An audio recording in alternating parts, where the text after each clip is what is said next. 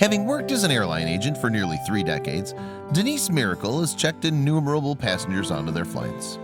And that experience may have led her to grow somewhat suspicious when she was approached by 2 teenage girls attempting to fly first class. Then Miracle noticed a chilling sign that the girls were potentially in grave danger.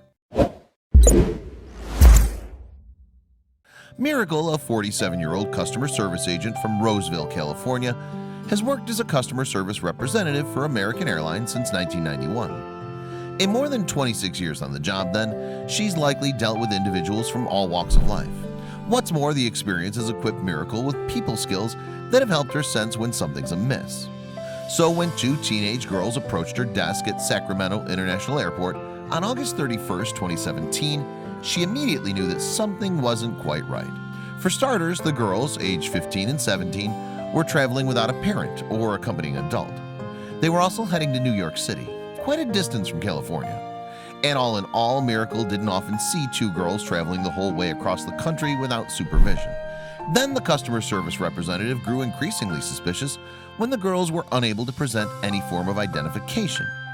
Although a passport is a required form of ID for international travel, you don't have to have one to board a domestic flight. Instead, another form of state-issued photo ID, such as a driver's license, is deemed acceptable. What's more, the girls were attempting to board their flight on one-way first-class tickets. That in turn led Miracle to wonder how the 2 young women could afford such a luxury. When the agent started questioning the teenagers, though, the girls looked at each other and their phones for answers. In February 2017, Miracle explained the situation to Today, saying, "It just didn't feel right. They were young and by themselves. It's unusual to get teens traveling that far by themselves," she added. One of the girls was texting someone on the phone to get answers. And none of it really added up for the customer service representative. Furthermore, the girls were only carrying small bags. In Miracle's mind, that didn't seem to be appropriate for a one-way journey to New York. She came to the conclusion then that the teens were perhaps running away from home. As Miracle tried to process the tickets she'd been given, though, she came across a vital clue. In short, the credit card used to buy the airline tickets online was in a different name to either of the girls. The card had a flag on it, which suggested that it may have been used fraudulently. So Miracle informed the young women that there was a problem with their tickets and asked them to wait for a while until the issue was solved. In the meantime, going with her gut instinct that something was amiss, Miracle called for assistance. "I told a supervisor, I'm going to call the sheriff. It just doesn't feel right to me," she told WIS-TV in February 2018. And fortunately, it wasn't long before members of the Airport Bureau of the Sacramento County Sheriff's Department arrived on the scene. Then, while questioning the girls, the officers were told that the pair were jetting off to New York for the weekend to meet a man whom the teens had befriended on Instagram. The plan, according to the young women, was that they would do a little modeling and make appearances in music videos, hopefully netting them $2,000 as a result. What the girls hadn't realized, however, was that the airplane tickets that were supplied were actually only valid for one journey. Furthermore, they hadn't told their parents where they were going. Instead, they each claimed that they were sleeping over at the other girl's house for the night. And in February 2018, Sheriff's Deputy Todd Sanderson explained to The Independent, "When I told them that they didn't have a flight home, that's when it kind of sunk in that maybe I was actually telling the truth." So what was the truth that Sanderson believed Miracle had uncovered by listening to her gut instinct? Well, the officer told The Independent, "In my opinion, what was going to happen was they were going to go back to New York and become victims of sex trafficking. And while at the time the girls had been adamant that they wouldn't have done anything they hadn't wanted to, Sanderson had insisted that they most likely wouldn't have had a say in the matter." The man the girls were allegedly in contact with, meanwhile, was called Dre. Police don't believe that he was using his real name, however.